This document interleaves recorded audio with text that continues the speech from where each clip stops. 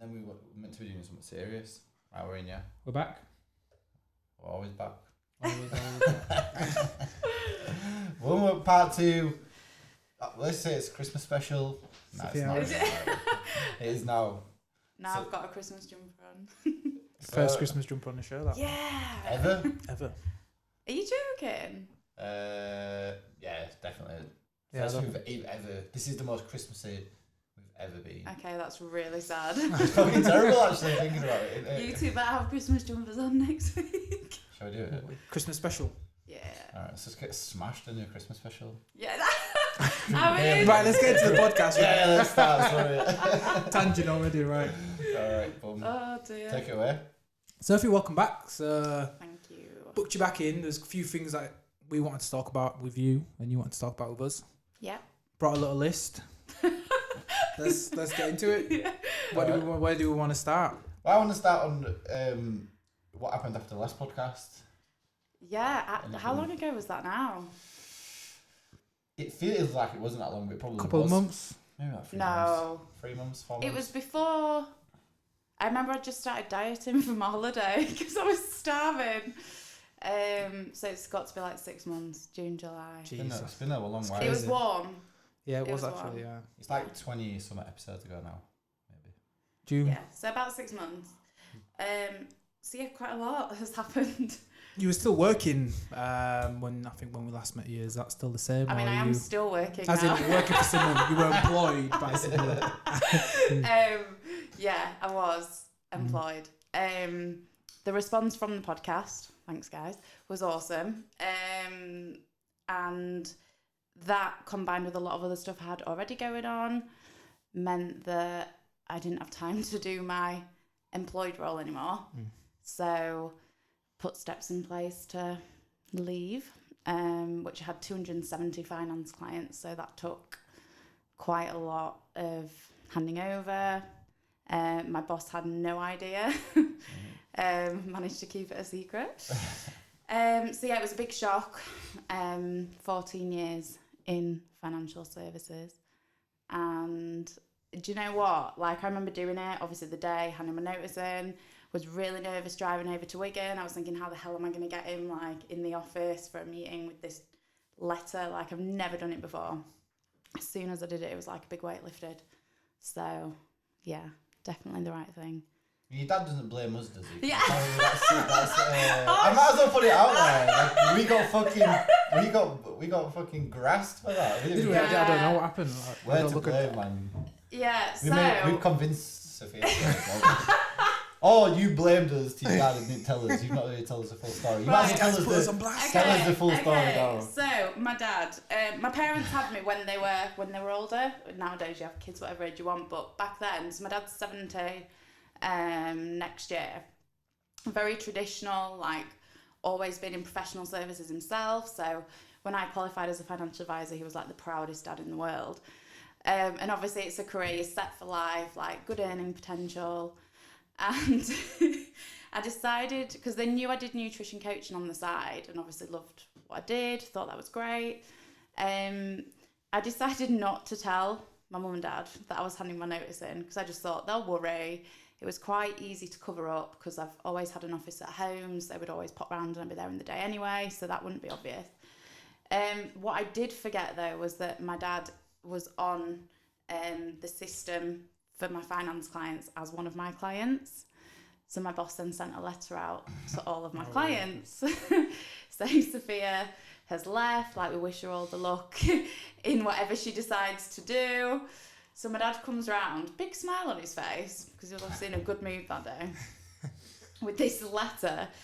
And on the side in the lounge, there was a good luck, a sorry you're leaving card. So he popped round without telling me. Me and Ollie were sat in the lounge, my partner, and my dad went, who's that card for? So he already knew. He had the letter in his pocket but hadn't told me. And he was obviously like testing me, and I looked at him and I thought, oh shit, no. But yeah, obviously I explained things to him, explained how well it was going, the clients I was helping. My parents don't use social media, and obviously that's where I kind of share client successes and most of my content goes. So I just showed him like my Instagram basically, and I was like, oh, this is how you read a caption. So yeah, then he was fine. As long as I'm happy, they're happy, I guess. So yeah. But it was funny because we were talking about, I was like, since the podcast. That's the catalyst. Yeah. Just getting people to fuck their jobs off since 2018. Yeah. No, we're actually happy for you. It was nice. We did get a really big response, actually. It was one of the most engaged podcasts I think we've done in a long time. We've got loads, like tons of messages, like tons of like shares and stuff like that. So it was really, really good. We enjoyed it as well. A lot of people, like randomly, like my old boss, like as mum, it's like, who's that girl you have on a podcast? She's really knowledgeable. Oh. I was like, I won't call myself knowledgeable. I take it from Senga, she's alright. So she's but nice. yeah, I mean, my clients loved it, and I think what I'm trying to do more is put out like more free stuff to help people, because a lot of people need help with like food and mindset, and you know, it's not cheap to pay for it. So if we can talk about this stuff and people take something from it, then job done. Yeah, definitely. So you've got a Christmas jumper on. Yeah. Everyone, you know, stresses about what to eat. You can't even Christmas. see my jumper on the camera. This is Just awful. turn to show everyone. Where They are can- Rudolph. Yeah. Comment below if it's a good jumper or not. No, it's a good jumper. I'm only playing. Well, no, so I'm tangled in all the wires. Oh yeah. Just stay hunched. Don't move. Just keep rolling. Just stay hunched. Take the mic down. No, I'm joking. Oh dear. So where are we? Yeah, Christmas jumper, Christmas eating. That's going to be like a bit of a topic on this podcast. So for me, I go for the diet approach of fuck it. Okay. Lord. So- See what you want, yeah. Is that what you do day to day, or just? No, I don't mean in a offensive way. I just meant. I just meant. So you're looking a bit thick there.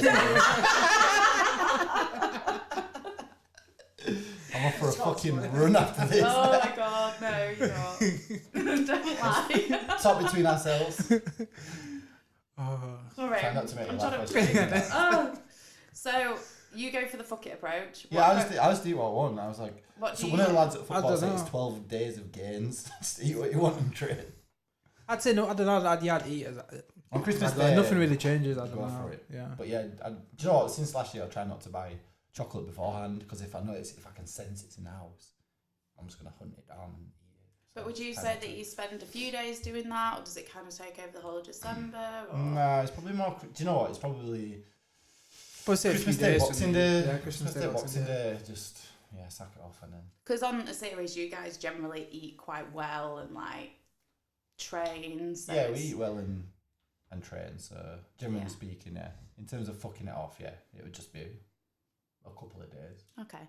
So I think like some of the issues that I'm coming across with clients or conversations that I'm having with people, it's not necessarily the fuck it mode, because that is a thing. We'll come to that, but it's more people compensating like before and after. It's the feeling that they have to diet up to Christmas, and then planning their January diets. So I guess going into the fuck it mode maybe for like the whole of December, piling on a load of weight and then losing it all in January. Or some people will genuinely be that concerned about Christmas Day, Boxing Day, that they will diet up until that point to make room for, let's be honest, like 4 meals maybe over 4 or 5 meals. I don't know how many meals you two eat over Christmas Day and Boxing just for Day. one normally. Yeah. Like a big one. But Yeah. yeah, like food, calorie wise. You're eating all day though, aren't you? Yeah. Like just picking at, there's like chocolate everywhere, cheese, Party food. yeah. Exactly everything. So you're just picking at it from Of course you are. from Which chocolate for breakfast. Yeah, which fuck it, it's Christmas, it's fine. Do you know what? This is the thing, like actually doing that and being in that fuck it, it's Christmas mode is fine as long as it doesn't impact your food choices before or after. So you should just eat normally. And this is again, it's what I do with a lot of my clients. So it's not about banking loads of calories for a celebration or then worrying about burning them off. It's just about eating normally and realising that if you eat a little bit extra for a couple of days, it's fine. But then going into the fuck it mode and eating shit from the 25th of December till the 1st of January, or like some people do the whole of December. Yeah, because if you think of like office situations or any work environment, there's going to be food around. There's food there anyway. We've spoke about that quite a lot last time, but there's going to be more Christmas food. There's going to be more social occasions. You're out for drinks. I've got like 3 Christmas nights out or meals. So it's just, there's a lot more going on like that this time of year. Because it's harder to train sometimes, and then it's obviously the food, and it's like. Why is it harder to train? Even you saying you're going out 3 times, like I look at December now and know that I'm going to be out nearly every week. Yeah. And then obviously work, Christmas party, then you get to like Christmas Day basically. So it's like, I wouldn't say it's hard to train. No, it's harder to fit it in. It's harder to fit it in. Yeah. Exactly. Yeah. Yeah, which I get, and this is again where it comes down to the eating and the training. Is it a lifestyle, or is it because you feel you want or need to look a certain way? So are you actually trying to be healthy, or are you trying to look good? Because looking good should be like a byproduct of being healthy, I think. For a lot of people, they start training to look good. Like, obviously, we're all vain, like it's a thing. You know, if training didn't produce the physical results, you'd probably find empty gyms and all these supplement and food companies going out of business. But it shouldn't be the main driving force, because otherwise that is going to contribute to an unhealthy relationship with training and food.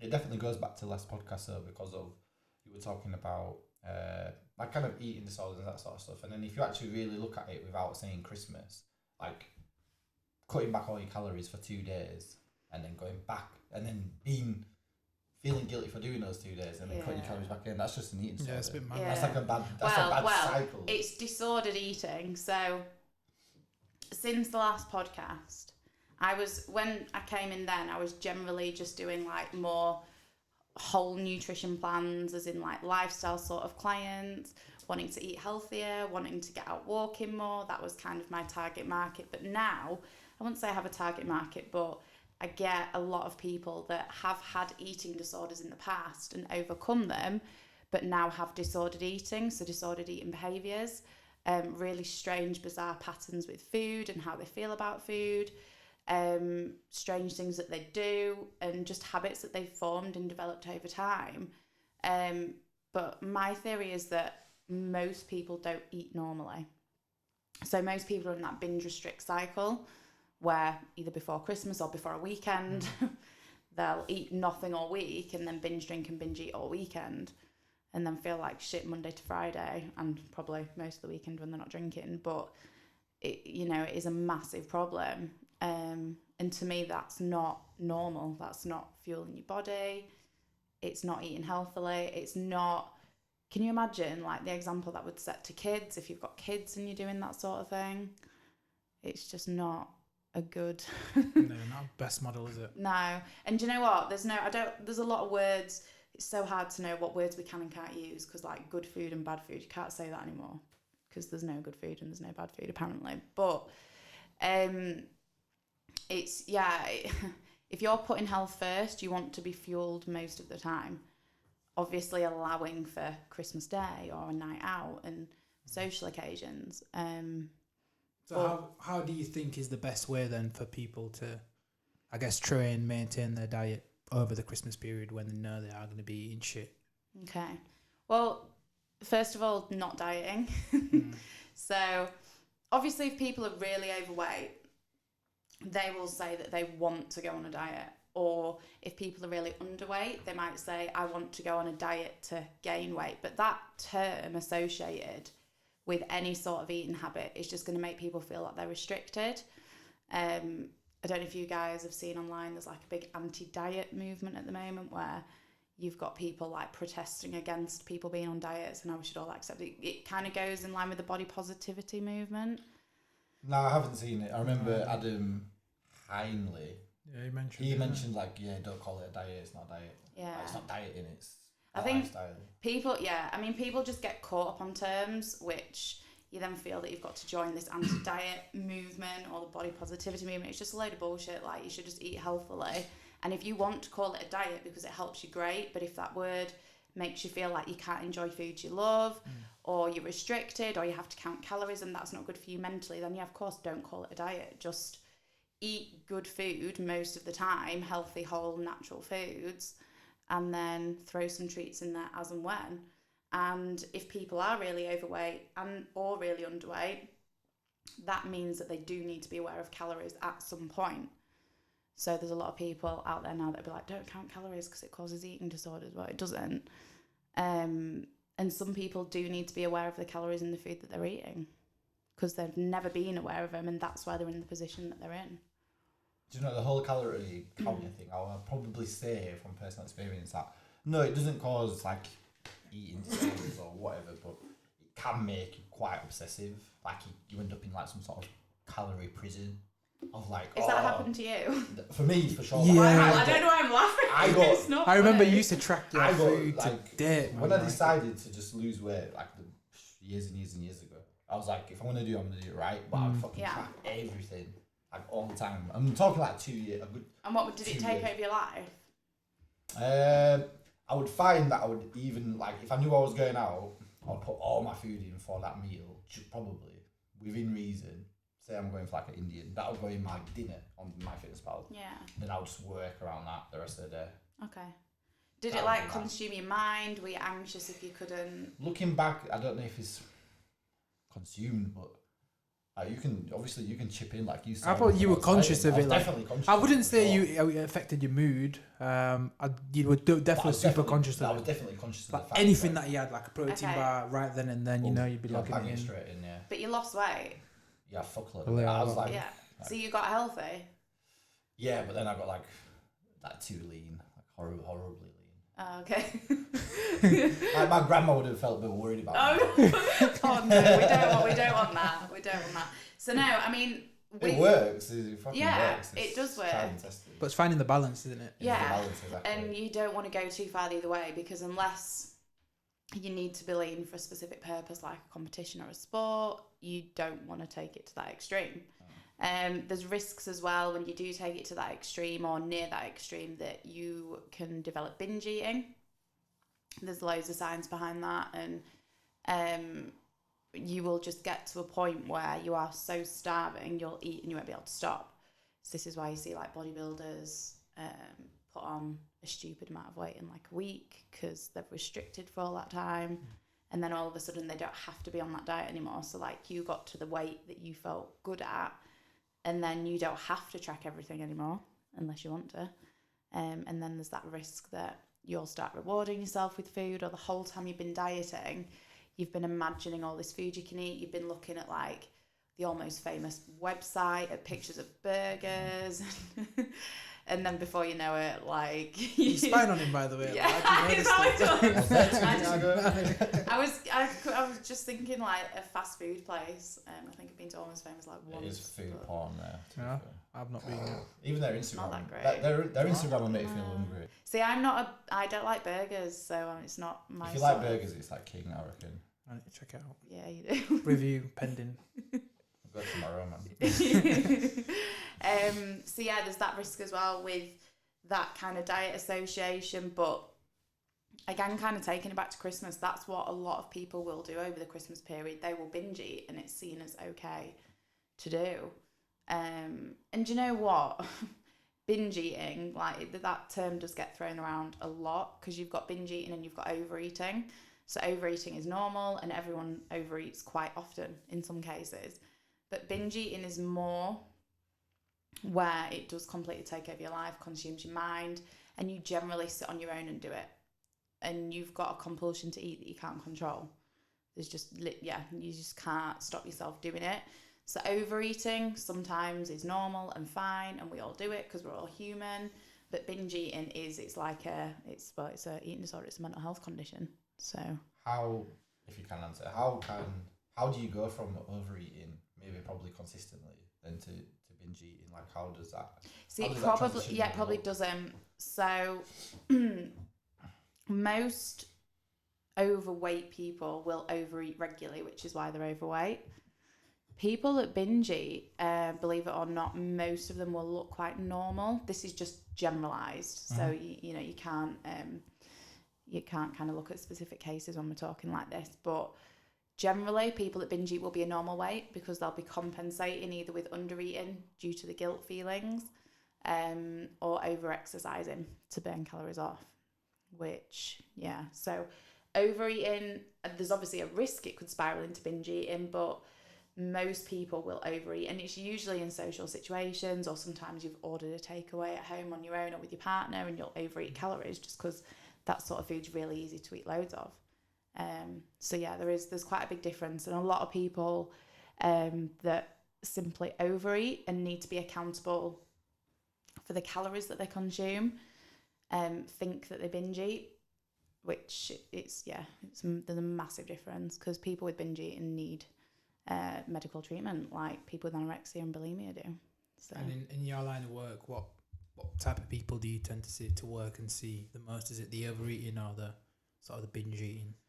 Are you to have a typical kind of clients? It's probably people that have recovered from anorexia that have disordered eating behaviour. So when you're anorexic, obviously that's just being consumed with the fear of gaining weight and the fear of foods. So I've literally got people coming to me that have recovered because they've put weight on, but mentally they're not where they want to be. So they decide that they want to start working and eating more food and not having that stress and anxiety, because it puts a lot of pressure on people to constantly be consumed by the thoughts of food, or worrying about different types of food, or if they go to their friends that evening, what are they cooking? Is it something they can eat or not? So it's working through that. That's a lot of the clients that I'm dealing with now. People that overeat, so that they're overweight but don't binge eat. So anyone that's currently got an eating disorder needs to be speaking to their doctor, not me. That was a fair point. How much does January have to play in things? Because obviously people say like, right, January diet time, like gym's rammed. If you go to the gym regular, my God. you fucking hate the gym. Oh, no. If you're regular, you're looking at all these motherfuckers like, how long you go last? Yeah, and then you'll see like 2 of them that make it. There's like 30. Do you know, I genuinely want them all to make it. Like, I love not it all when of them. It's too busy. No, I know I have to be honest. but come on, like, as 10 of them. All that motivation and positivity that they start with, it's like that's gonna last a week, and then it gets fucking boring. But I just wish more could push through, because I think you've got to get to the point with exercise and training where you really love it. And the first few weeks when you're fat and unhealthy and you feel uncomfortable and your leggings are cutting into you, like, that's just not enjoyable. You've got to push through that and start seeing the mental and the physical results. But do you think even with that then, do you feel like it's important for them to have the right goal at the start? So yeah, absolutely. The right reasons. Right. So, yeah, I mean, January is a time that so many people are like, new year, new me. Like, fuck that shit. Like, it's just, I can't imagine today now thinking, I want to change in, 3 weeks till January? Yeah, literally like 3 weeks or something crazy. Can you imagine like waiting 3 weeks, not just getting up the next day and doing whatever the fuck you want to do? Like, life's too short. Sounds fucked when you say it like that. It's just bizarre, isn't it? Like, oh no, I'm gonna excuse it. Such a shit. I'm gonna join a gym and lose all this weight, or develop a healthy relationship with training, because there's a lot of people that are underweight that want to get into weightlifting, and it's a great way to help add some healthy weight on. But can you just imagine thinking, I'm just gonna slob it out for another 3 weeks? Like, fuck that. But yeah, so having goals and doing things for the right reasons is absolutely essential, because otherwise you just get caught up in all the hype and behaving in ways that you think you should behave because we're told that's what you've got to do. Even like New Year's resolutions, like, that's just, what is that? Like, you know, it's a bit of a joke that I'll make them, but I'll do it for 2 weeks and then sack it off. And it's just, there's no substance behind it. There's no like get up and go. It's just shit. New Year's resolution a bit weird though, aren't they? It's kind of, again, I think with them, see, I'll set myself a few goals every year. But yeah, but it's a bit different of goal setting. Yeah, to a resolution, I guess a resolution is more of a mindset, isn't it? Of I'm going to change Do you know something that what? I've I not been think- doing this year. Again, it comes down to like the intention behind it. So whether you call it a resolution or a goal, if you're doing it for the right reasons and it's something that you're definitely going to put the short-term actions in place to get yourself to where you want to be. But also we've got to think as well, you've got to review goals as you go and change things and move the goalposts. I mean, I was still meant to be a financial advisor till August next year. Oh, sorry about that. Yeah. Yeah, my dad's really pissed off with you too. Dad can come on the podcast. Yeah, oh no. Oh God, that would be so funny. Give us a lecture. Yeah, he would. But yeah, so, you know, you've just constantly got to decide where you want to be and work out how you're going to get there, but then adapt as you go, and just take what comes. And I think there's a lot of people that use January and resolutions and New Year, New Me to guilt trip others into, I'm like gulping as I say this because this really pisses me off. So there's a lot of coaches that I'm currently seeing promoting, like, well, Black Friday, there were loads of people doing discounts on plans, discounts on, you know, if people have got like a what do you call it when it's a generic guide that they've done and then they sell loads of Template. It's kind of like a template, cookie cutter type thing. just like a guide that you'd like, a booty building guide. I'm sure you two have. We've downloaded loads of them and they don't work on me. I Biceps. don't know what it is. A bicep building. Do those exist for guys? I don't know, I made that up. Do you know what? Probably will. Let's make one. See Yeah. what happens. Yeah, you make loads of money from them. Biceps. We'll just get used to training arms like for a month. Take loads of pictures. We'll cut this bit out because if we do it, no, I'm joking. We'll leave it. Links in the description. Bicep Subscribe. building grind. That would be For January hilarious. sale. I'll buy it. But you're right though, you do see a lot of those. Yeah, so you there's know. a lot of, so Black Friday there was loads of people. If it's a generic guide, discounting stuff like that, I don't have an issue with. It's pre-done, it's just going to keep selling and selling, that's fine. But I saw quite a lot of people discounting one-to-one personalised packages or training plans or diet plans, and it's like, if you've got someone that's come and bought a Black Friday plan for half the price, are you really going to give them as much time as attention and attention as someone that's paying full price that you've already got? Like that, you know, that even if it was subconscious, like if both those clients are contacting you at the same time, who are you going to reply to first? And I don't think it's right to bring a one-to-one service into that sort of environment, because you should have your price, you should earn that price that you've set, and it shouldn't ever be discounted or questioned or on sale. And it's the number one way to again, I can't think of the word, but it's just shit business sense. Well, like, I feel like if it's a personal service and say like you're trained in a specialised area, it's just going to devalue what you're doing. that's the word. Massively devalues the service that you're offering, and like I said, it makes you wonder how you're going to treat that client differently to some of the others that you've got. But then, so there's been Black Friday, and then there'll be people doing January sales. And there's also loads of people at the moment that are like, oh, start now, like sign up with me for January. And it's like, you shouldn't need to do that. Like, if you're putting out good stuff or you're offering a good service, like, yeah, obviously promote yourself, but that's almost guilt tripping people. You know how we said, like, New Year, New Me's bollocks, start now? People have got to want to do that for themselves without seeing other people be like, get up, go, let's start training. Like, you've got to find that motivation from within, because otherwise you aren't going to stick it out. Do you know what I'll actually say? I'll actually give you some credit. And it kind of just came to my head. It's like, I actually never see on Instagram you actually say, you know, like, your new client spots available, or maybe I've missed it, but You've not it's missed like it. you never actually push the sell. It's kind of everything you must get must be inbound. It's going to sound like I'm saying this because you're on the podcast, but it's genuinely not. Because you see it a lot, like, oh, I've opened up 2 more coaching spots. Yeah, never. Oh, thank you for doing that for everyone. And then That's the so kind. And then the next slide, like, one gone, one left. It's like, there was never fucking just 2 left. Like, you've got no clients. No, I'm joking. No, do you know what? People have got to make money, and if that's how they want to do it, that's how they want to do it.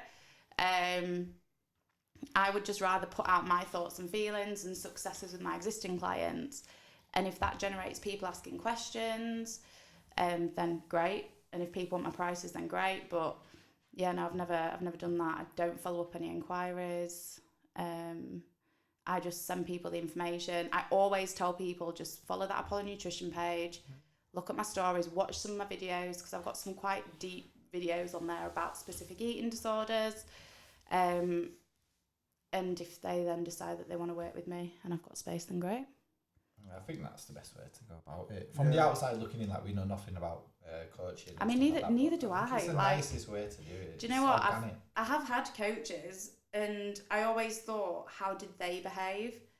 And what coaches do I know in the industry? I don't know whether those coaches that I like are doing well, but how do the people behave that I would pay? And that's what I... Set your standards on. Yeah. I definitely think it's the best way. I think we see it with Rob Black that was on the show as well. Yeah, Rob's great. Like he just pushes like his message, but Yeah. he doesn't push his coaching. He Like, stick to what he knows as well. Like, yeah, there's a few times on the podcast, you know, where he pulled us up. He said, "I'm not going to comment on that. It's not my speciality. This is what I do, and I'm gonna stick to that." yeah. Which he's great. I know so many people that work with Rob, and he's absolutely great at what he does. And yeah, he's someone that I looked at and was like, you know, he's someone that I could be, not like as in deal with the same sort of clients, but how he conducts himself and how he talks. And he's exactly how he is in person as he is on his social media. And I think that's really important. He's so consistent. I was chatting to him the other day and I ask him questions all the time. Like, I go to other coaches that I value for help and support with my clients, with myself. And I've got no problems admitting that. So yeah, I think. Do you ever get any comments, good or bad, about how outspoken you are about stuff like this, about coaches? Because it's not a personal attack, because it's kind of a broad thing, but obviously you've seen people do it. Do you ever get any like comment or?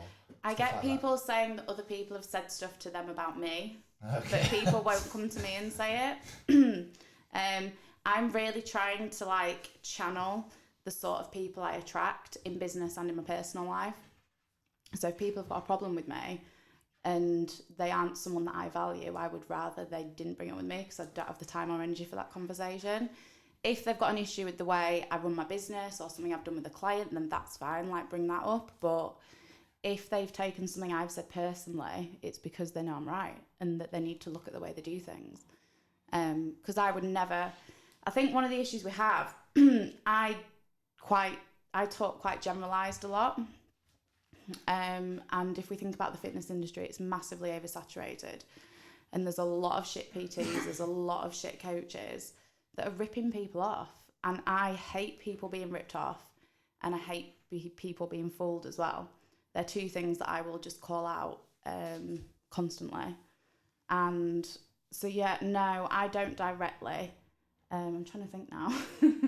I don't directly, but I've heard people have said she's said this and I've unfollowed her. And it's like, okay, so you've read that and assumed it was about you, but that's your perception of what I've said. So we had a conversation with Neil just last week, Neil from King Kobe, and basically he was saying that, we were all saying, we was talking about social media, saying how, like, you know, sometimes we feel like you can't say certain things on social media because people get annoyed or whatever. Take it the wrong way, perception. But for you, like, you're super honest. Like, have you seen that it's been actually a benefit to just be like, kind of your true self, say what you really think about certain topics, and that's been... Because if I feel like that's what you've always done. Like, obviously, we don't know you for that long, but since we have known you... Yeah, it's been more like the last year. Before that, I was just acting in ways and saying things that I thought you had to say and do to fit in, which is another reason I feel that I have the right to call out these sorts of behaviours and all this bullshit, because I've been there, I've done it, and I've corrected my own behaviour. And I'll still fucking make mistakes. Like, I might look back at this and be like, what was I saying? No, I won't, I'm joking. But yeah, you've constantly got to be evolving as a person and calling out the bullshit and sorting out behaviours that you don't like and distinguishing between what you feel is right or wrong for you. And I think nowadays it is hard because, like you guys had said with Neil, I don't think I watched that one yet because you did loads, like... Yeah, we did. Yeah. Do you know, Couldn't keep up. My friends have been saying the same thing, like, you put too many podcasts. Yeah. Anyway, yeah. I'll watch them, but I think nowadays it's hard because you do have to be careful what you say to a certain extent. But as long as it's what you genuinely believe in, people are going to disagree. And that's fine, because they need to be able to separate that as well from you as an individual, and if they like you as a person, they might disagree with one thing that you've said, but that doesn't mean they hate you. Like, you can have completely different values and stand for completely different things, but still be friends with people. Like, most of my friends don't agree with half of what I say, but they've been my friends for a long time, and we get each other, and they're always there for me, and I'm always there for them, and that's fine. You're not just going to be friends with people that agree with and, you know, think you're right all the time, because that's boring.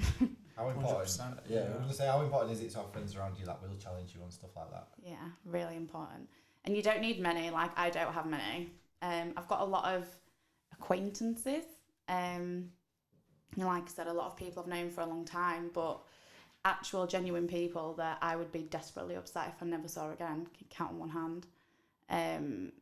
And they are the people who I want to be challenging me, so they're the ones that I'll be 100% honest with about everything I'm thinking or feeling. I'll go to them for advice, and unless I would go to you for advice, then I don't care about your opinion, because it's not going to change the way I think, because I've not asked you for it. So yeah, I think that's pretty fair. Sorry, I said that looking at you like, don't give me your I opinion. think that's the way it should be, though, really. Yeah. What was it said? You know, to respect. Neil was talking about, you know, to be able to respect someone's value. You know, the value that they bring to you. Like, people need to have that, so that, you know, you can't go around trusting everyone and taking everybody's word. You need to have those selected views that you can turn upon for that. I'm a really trusting person, and Ollie, my partner, says this all the time. He's like, you're too nice, you're too naive. You can't have your way for people too much, and I still do. I always will. Like, I'm a really nice person, and I always want to help people. But quite often it can be at your own expense. So actually, the way I'm being more now, and the person I'm becoming, that sounds all spiritual. I'm really not spiritual at all. You said this last time. Oh God, I fucking hate it. Like, do you know what? Again, it's got its time and place, but I just think people need to be a bit more realistic. But yeah, so I can't remember what I was saying now. Kind of your partner was saying that you're too trusting. Oh yeah, so, you know, it's got me in some tricky situations that I've then had to start unpicking and sort out. Especially some stuff that's happened recently, but it's all things that you learn from. And I won't stop being nice, and I won't stop giving people the benefit of the doubt, because you hear loads of stuff about people nowadays. People are just bitch constantly about each other. So you've always, you know, there's always going to be a negative view on someone else or something else. So unless you actually get to know that person yourself, you know, how can you make a judgment based on someone else's opinion? You just can't. I mean, some stuff, yeah, but, you know, general stuff. Yeah, definitely. So that kind of ties in, like, being trusting and stuff like that. You recently kind of separated from mental health muscle, or I guess you can probably go into it in more detail than we really are aware of. Can you explain what mental health muscle was, just for some of our listeners? So Mental Health Muscle was a non-for-profit organisation that started off supporting individuals with mental health issues getting fit and healthy, because obviously we all know the benefits of eating well, training, using a gym, for your mental and for your physical health. And mental and physical health obviously just goes hand in hand. So that's what it was. And when was that set up? It will be... Because we saw it, I didn't know much about it. It will be about... do you know what? I got involved in the early stages, which was not summer just gone, it was the summer before. So it had been going for a few months before that, but it was all new. And so a couple of years, really. Yeah. Right, okay. And you did quite a lot of work with those guys. Yeah. So I kind of ran things over this side in the north, looked after reps, because we had reps all over the UK. And the reps used to organise like smaller gym meetups. Obviously we did bigger events, fundraising events in gyms. And I played like a big part in organising that. Got a lot of people locally involved, pretty much everyone you've had on the podcast, because we've got a great fitness community in Leeds, which, hang on, no, we're not in Leeds anymore, but yeah, in Yorkshire. So yeah, got lots of people involved. And the dog. Oh, hello. Nice coming. Yeah. Oh, he's banged his head again. He always does it. He's done his head twice. Such a team. We shouldn't laugh, man. There'll be vegans commenting below. Oh yeah. Can I get a kiss? No. He's fame hungry, man. Do you blame Thirsty. him? Yeah. It's because he's the biggest guy in the room. He's definitely. Little peacock on us. He has got some right muscle. Oh, going under.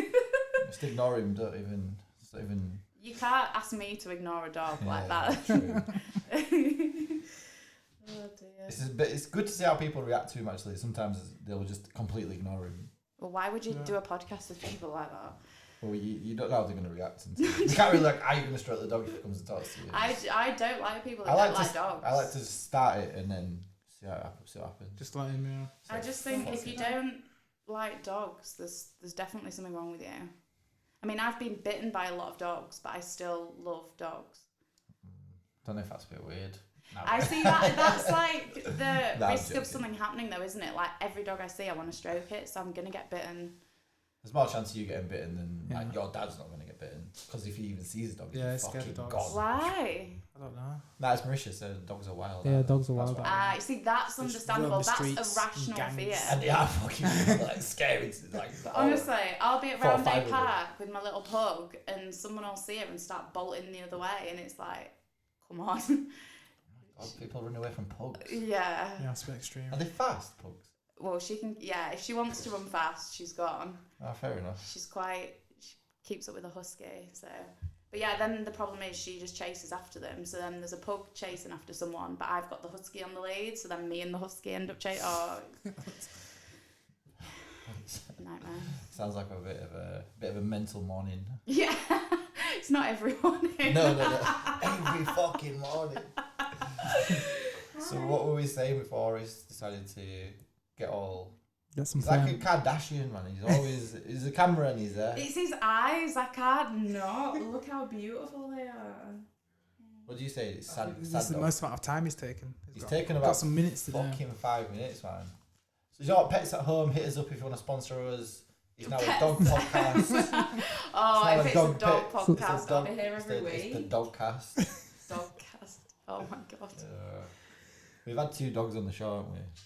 We've had Jodie Hill's dog Yeah, and and Oris. He just does what the He's fuck on- he he's wants. on one man. today. He's on one today. Do Just- you know what? We'll ignore him. We're gonna have to ignore him, man. Back to mental health muscle. Yeah. Sit down. So where did we get up to with that? I don't know. It's kind of more found in what you. So yeah, you said what you would 2 do. years you've been there. You've been Yeah. helping them in the north.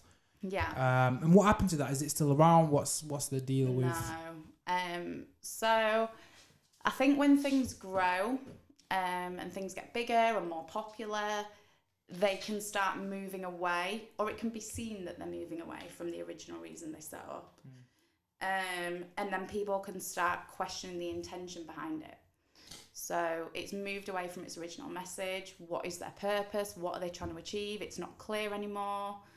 And that that's so cute. Staring out. Do you love me? Maybe this will get us more views. Maybe. Just sit here. Sorry, And oh god, he's so cute. Getting some love today, James. And then so then I think as well, when you're talking about mental health, you can't fuck around. Like, it's got to be so clear, so clean cut. Not clean cut, but you know what I mean. So yeah, I wasn't happy with the way things were going. The sorts of events that we were getting involved in, I felt was moving away from the original message. And I felt like we weren't supporting individuals with mental health issues to just get in the gym and get fit and healthy anymore. And we were almost pushing those people away with the, the size it was getting to, I guess, which to some extent you can't control. If something gets popular and snowballs, then, there's the risk that that's going to happen, especially with the sorts of vulnerable people that might have been getting involved initially. But I was getting like a lot of negative feedback, and I just wasn't happy with outcomes and answers that I was given, so I felt it was the right thing for me to step down. And then when it was announced that I was stepping down, a few of the other reps stepped down, and it was a bit like a domino effect. And then people started coming out of the woodwork with things that they'd had issues with. And it was, do you know what? It was a lot to take mentally. Just reading what some people had experienced and just not nice stuff. So yeah, it then had to kind of, well, it wasn't me that decided it had to close down, but with some of the allegations and some of the messages, it was what had to happen. Do you know, I think people are kind of getting desensitized to mental health a little bit because people talk about it so much. Yeah. And you realize people are starting to talk about it so much that is a good thing, but it kind of turns people away from actually how kind of serious it can be. Like, you can't just go and fucking play around with it and be like, oh, well, now we're mental health, so and so. No. Yeah, great. Your heart's in the right place, but the people that are coming to you could have very serious issues that you're not really equipped to deal with. Well, no, because none of us were qualified. I'm not qualified to deal with individuals diagnosed and currently suffering, on medication, having treatment, experience. Everyone deals with mental health and manages their own mental health. Like, I do it daily, but you know what I mean? Vulnerable individuals that are currently going through a really hard time. But you also, the issue with mental health and creating a group like that, you can't predict when people might have a relapse or might start struggling more or develop a new condition. And unless you've got professionals in place to support them, then, it's just not right. And that was, But, I mean, it was, you know what, I literally have no regrets. I had an incredible time, met some amazing people. We did some incredible things. Like, we really did. We changed so many lives. And that is amazing. And the support that I had from people in the local area is incredible. There's so many people. Like I said, pretty much everyone you guys have had on here have got involved at some point. And the fact that all these people were willing to give up their time and do talks or travel to events is just incredible. And I've then, explained to all of them kind of why I've exited and the situation, because I felt that I owed them that because I got involved. So, yeah. All right, so kind of, not last question, but last question on this is, what's the single biggest thing you've taken away from the whole mental health muscle experience? The whole thing. I've learned how I want to run my own business, and I want to specialise in one specific area and have, anything that I'm not good at or that I don't know about or that I'm not qualified in, I outsource to other people. So not taking on too much and sticking to what I know, being honest when I don't know it, and just not getting too big like I don't. I just want to stay me, one-to-one with clients, small workshops where I can impact individuals one-to-one. Nice. So, we're nearly there. We don't want to say 2020, new year, new, but what you got planned? Have you got anything planned for next year? Anything exciting you want to tell people about before we wrap up? Yeah, nothing. Well, I'll say nothing set in stone. My number one priority will always be my one-to-one clients. So that's the most important thing to me. So obviously that, and keeping working with those and developing my knowledge. So I've just finished a mental health qualification, just an online one, not I was going to say not a proper one, but you know what I mean. So more stuff like that. I want to get more qualified. I want to expand my own learning. I am running free workshops, which I've got one actually, not this Saturday, the Saturday after, at Pure Gym on Regent Street in Leeds, 10:30 till 12, with one of my clients actually. She's amazing, called Tammy. So that's cool. Doing more stuff like that, so giving back more.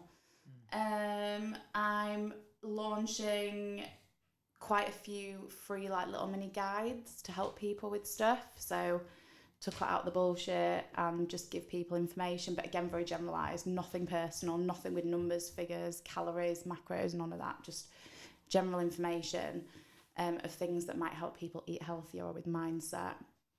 Just done one on journaling, which I'm sending out tomorrow, so that's cool. And then I'm working with, have you guys heard of Mofo? I think I have. Yeah, I've definitely seen it, but I They're can't like remember an what I pictured injury it now. rehab clinic and a blood clinic. Really clever. What are you doing with those guys? So Danielle, there's Aaron, who is like God with curing people of any muscular, just whatever injury rehab people do. He's just incredible. He's got a waiting list so long. So he does that side, and Danielle is a dietitian, so that means she's extremely clever, and she's done it a lot of years. So me and her are putting together corporate workshops. I want to ideally get out to talk to businesses and people in high pressure jobs, because that's what I come from in finance and banking, and explain to them how they can implement a few things each day that right now they probably think they don't have time for, but if they make time for them, they'll be healthier, happier, more successful and richer, because that's what they all want. So there's that, and then I want to get out and speak to PTs when they start work about how they can spot eating issues and exercise issues in potential new clients and give them the confidence to have those conversations. So just a little bit more knowledge and a little bit of like case study work of what they could do and say in that situation, because people are just scared to talk about eating issues and eating habits for fear of offending someone, when actually you could offend someone, but you could help someone a lot. So actually, you know, if you offend someone, it's not that bad. They'll get over it. You just apologise. But if someone says, oh yeah, actually, you know, I haven't eaten anything for 2 days, well, that's potentially the first time they've ever admitted that. And how powerful could that be if you then sit them down, have a coffee, explain why you can't take them on as a client as they are because they need to go to the doctor, but you're happy for them to follow your social media platform and see how they could work up to training healthily, and once they've got some help, you're willing to support them with that. That could be really, really powerful. And I think education with that sort of stuff, and talking about eating issues and eating disorders and strange eating behaviours just normal, just so people can say, I am struggling, and then it like nips it in the bud before it develops. So just more stuff around that. So my one-to-one clients, corporate stuff, but then like free sessions and seminars, and because not everyone can afford coaching, and that's cool. So sounds like you're gonna be busy. Yeah, it sounds like a prosperous time to me. Got to get married as well. Yeah, when is that? That's August. All right, well, 22nd of August. Seeing those pictures. Yeah, I'm All sure right. you will. I think it's Boom, that's it. I think part we'll 2. definitely get you back in next year. Little review, see how you're getting on. Cool. Yeah. That sounds good. People want to find you, want to hit you up on your socials, where can they go? So Apollo_nutrition, and my personal, it's Sophia Harris. It's got underscores in it, but the Apollo Nutrition one's way better. So find that one. Perfect. Nice.